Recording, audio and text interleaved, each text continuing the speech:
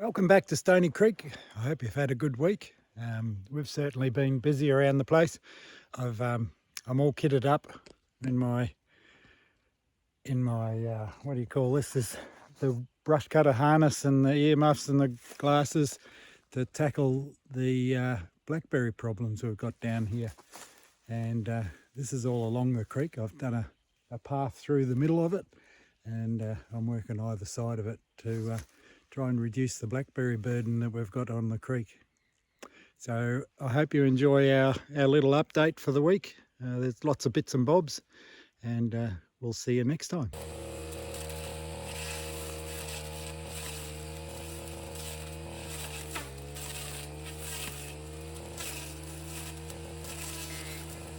There's little Bo Peep.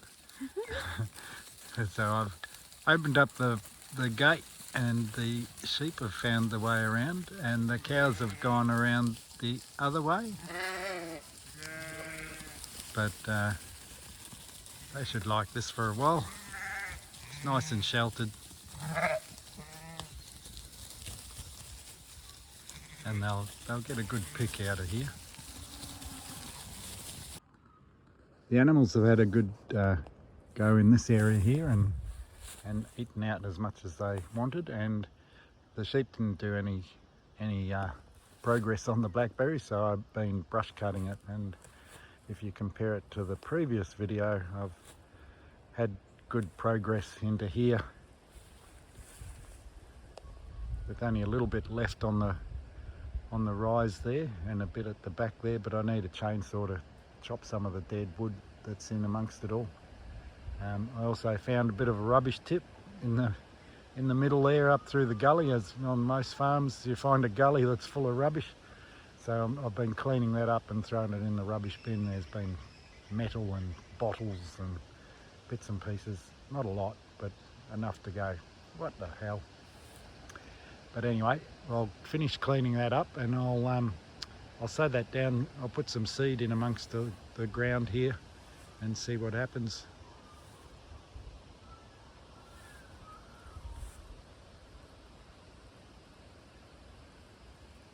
I might plant some oaks down here too.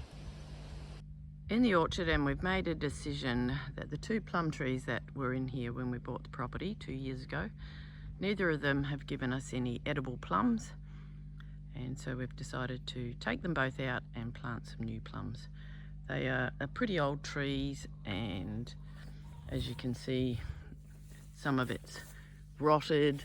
The branches are all just a bit craggy, and we'll have a go at planting some plums that we do like. So Chainsaw Man's at it. We've just planted a new nectarine tree because we had the same with the nectarine tree, so we've got a new one in there, and we've got a new peach tree up here. So we're definitely revamping the orchard to the trees that we would like or that will grow well. This is one of the unpleasant jobs of digging out a tree because the roots are so big. Got to get in there with the axe, but we'll get there bit by bit. It's been just over a week since we dug the old plums out and we've popped the new plums in. So we've put 2 Japanese blood plums. One is Satsuma, this one here, and this one here is a Mariposa.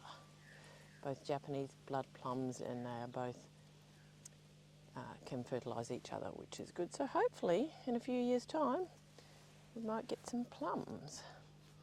Still got a little bit more work to do in the orchard. Done a fair bit of pruning of the fig trees. Got a little bit more to do.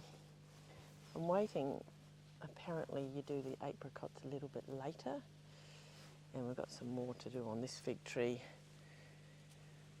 And I don't mind pruning. You know what the hardest job is? Carrying all the wood out. And then the funny looking quince tree. That gives us lovely quince, but she's not very attractive. Hopefully we'll get some different fruit. But this year, amazingly enough, is the first year we've had some oranges on the orange tree. Oh, one on the ground. Need to pick that one up. Kumquat covered. I wish our mandarin and oranges grew as much as the kumquats. And we've got some lovely mandarins. They're actually very different this year than last year, but there's not as many and they're bigger, so that's interesting. Why? No idea. So that's the orchard update. We're down near where we planted the little trees, and is it the sheep or the cows, Dale? Someone's pushed on the fence. Someone's pushed on the fence, stretched the wire, and there's a short now, so time to fix all that. Needs a tightening up.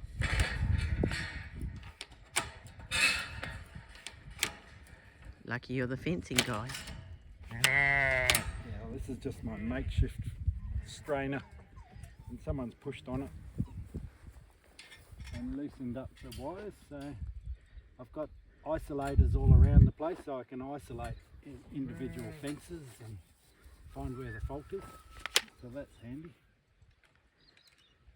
Audience, hello. Just checking out what we're doing, just in case we've come up with any goods they would like to partake of. The two frontliners, Miss Green Tag and Miss White, always first in line. A little bit skinny, these two girls. But then we've got Lamb Watch. Look at her nice belly.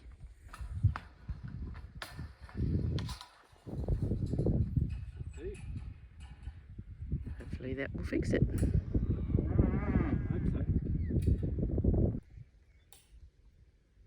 Testing. Bingo, 7.5. Good to go. That's good. Just heading out to see Daisy and Daphne, and those that have seen our short will see that this week, or last 6 days ago, we had our first set of twins for the year, two little girl lambs, so ewe lambs, and we've called them Daisy and Daphne, and they're very cute. So we're just about to go and check them, and we'll probably tail and tag them in the next couple of days and move them back out with the flock. So let's see how they're going. It's a bit windy, so you might hear a little bit of wind, but here they are. Here are the girls. They're doing so good. And a kookaburra. Hello, girls.